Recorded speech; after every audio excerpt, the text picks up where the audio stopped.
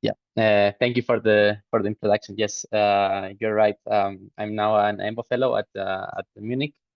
But yeah, as you were mentioning, the work I'm gonna present today here is part actually of the last years of my PhD at the Center for Genomic Regulation. And basically, I want to talk a bit about translation. So just to put everything into context, we know from the central dogma that genes are transcribed into mRNAs, that these mRNAs are then translated into proteins that have a specific function in the cell. And the machinery for these translation are the ribosomes, and one specific molecules that are specifically important to read the information in our mRNAs are tRNAs, because these are the molecules that are responsible for recognizing triplets of nucleotides, which is what we call the codons. And actually, using different codons can dramatically affect gene expression. We know, for example, this is the expression of a GFP molecule in human cells, and we see that if we change the codon usage here to more GC ending codons, the expression of this GFP changes dramatically up to 46-fold, which means that indeed using one coder on another makes a big difference. And this can be very, in a way, explained by the genetic code, because we know that we have 20 amino acids, but we have 64 possible triplets of nucleotides, 64 possible codons, which is what we call the different synonymous codons. So we have for 18 out of the 20 amino acids, we can have more than one codon coding for it, more than one synonymous codon. And if we take into account that these codons are recognized by these tRNAs, and that we have hundreds of tRNA genes in the genome that code for 46 different isoxetos, this is tRNAs that decode different codons, it's not so surprising that different synonymous codon might be actually decoded differently, and therefore there might not be that much synonymous. So the question we wanted to answer in this project is how different tissues that might have different tRNAs might be adapted to express different types of genes. So do the different tissues adapt their tRNAs in order to optimize the gene expression to that tissue? So to answer this question, I'm going to talk on two different projects. First, about the differences in tRNA expression in different tissues and in cancer. And the second part of the talk will be more on how different tissues might adapt the codon usage to of a specific genes.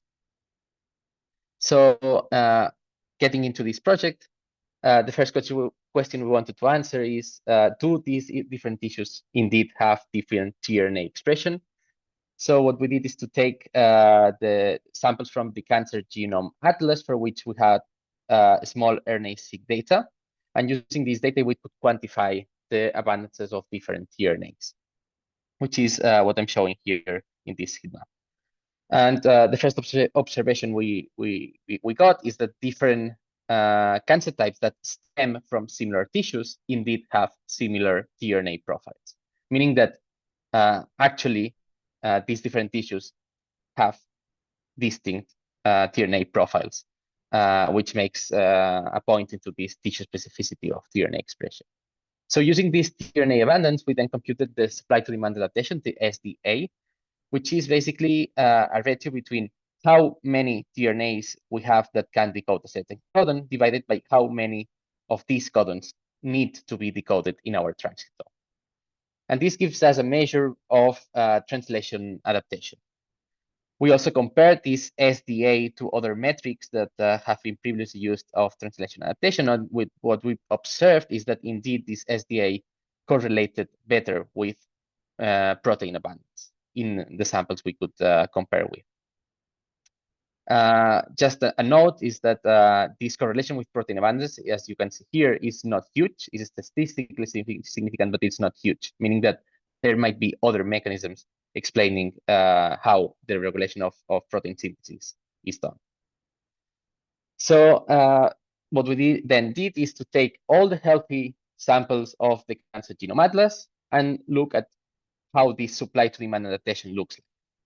And what we observed is that the main driver of the variability of this data is proliferation, as shown here by the proliferation marker Ki67. You can see that samples and tissue types on the right are more reddish, meaning they are more proliferative, while samples on the left are less proliferative. And indeed, if we look at which are the codons that drive these differences between samples, what we observe is that indeed this PC1 can be explained by codons that have been shown to be enriched in proliferative functions, in red here, versus codons that are more enriched in differentiation functions in blue here. And the last thing we did is to take the two extremes of proliferation tissues. On one hand, we took the brain tissues. On the other hand, we took colorectal tissues, and we looked, okay, which functions are enriched in one tissue versus the other. And indeed, we see that brain functions are enriched, are more adapted to the tRNAs in the brain, while proliferation and DNA replication function are more enriched in the colorectal samples. So far, what I've been showing is data that we got from this TCGA dataset, but only focusing on the healthy tissues. So the next step was, okay, let's see if indeed we see differences in the tumor versus healthy tissues. So here you can see the different codons for different cancer types. And in color, red means that the codon is better translated in tumor versus healthy tissues, and blue vice versa.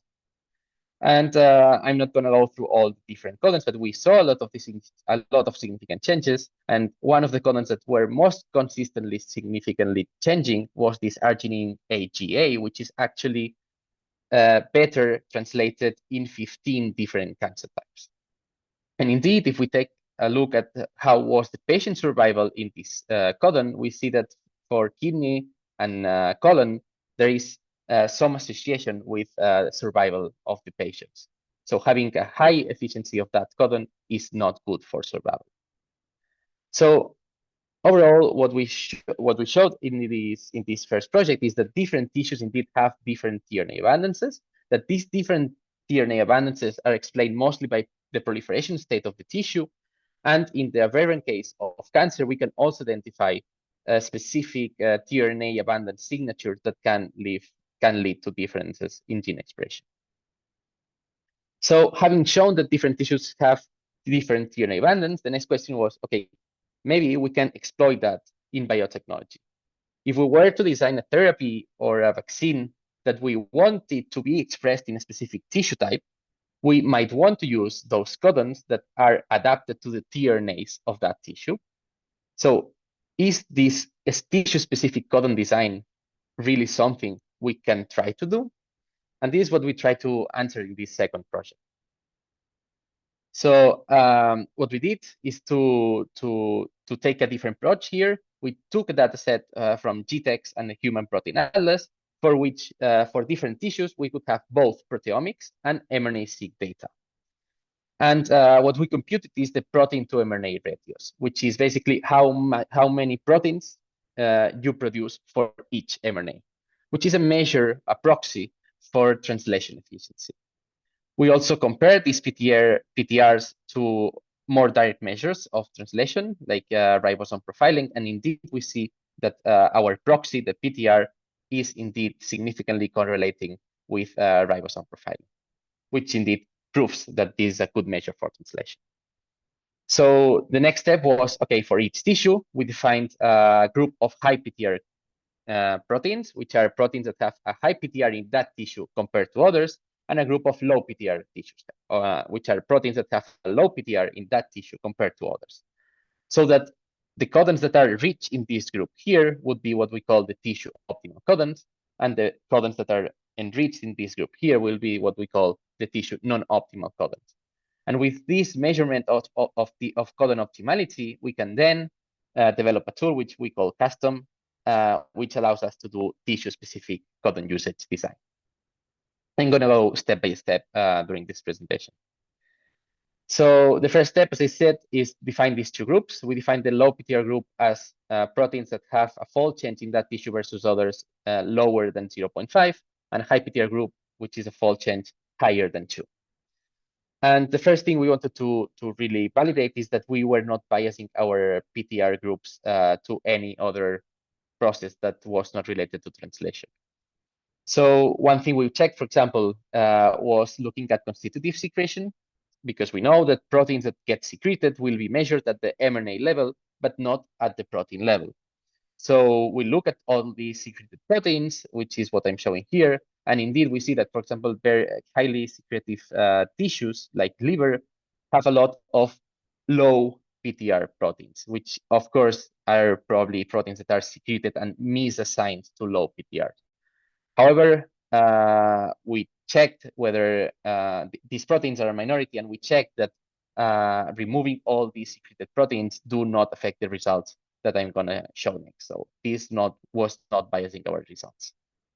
And the second thing we wanted to avoid is having effects of protein half-life between our high PTR groups and low PTR groups. And indeed, we checked that, and we saw that there were, for most tissues, there are no significant differences between the high and the low PTR groups in terms of protein half-life.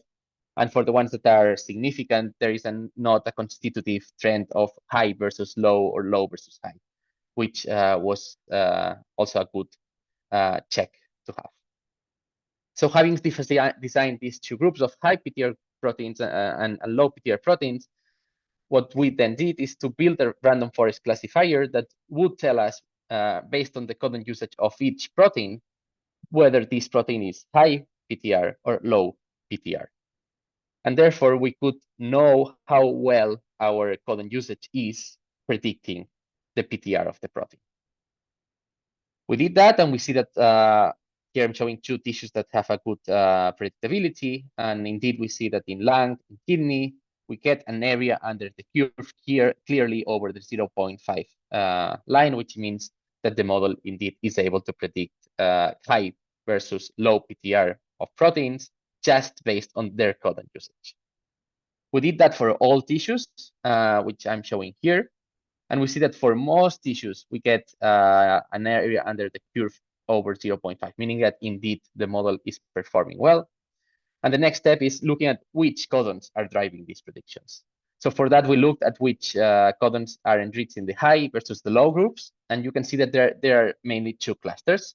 One cluster of tissues here that tend to prefer GC ending codons here in red, compared to the AT ending codons here in blue. And the second cluster of tissues, which tends to prefer GC ending codons here, AT ending codons here, compared to the GC ending codon here. So there are these two different phenotypes in terms of tissues.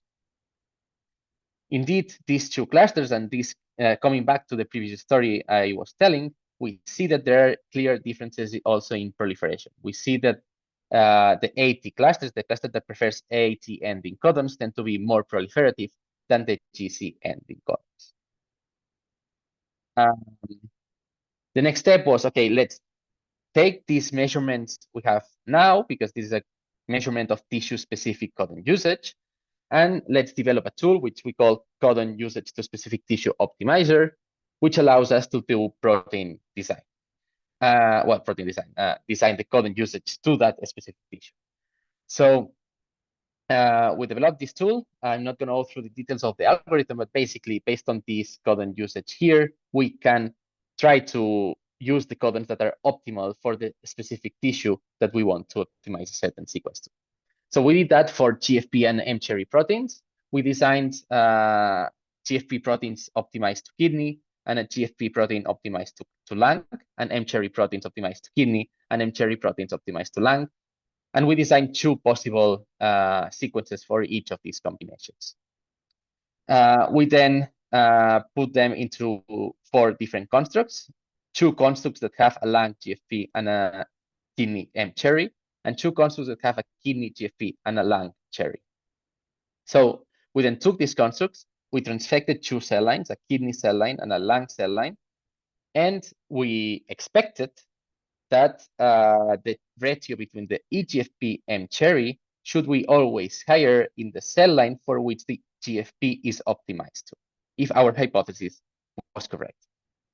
And indeed, when we did this experiment and we analyzed the fluorescence by flow cytometry, we see that the constructs that have a kidney GFP and a lung cherry have a higher ratio in the kidney cell line, while the constructs that have a lung GFP and a kidney cherry has a higher ratio in the lung cell line, showing that indeed our hypothesis was correct.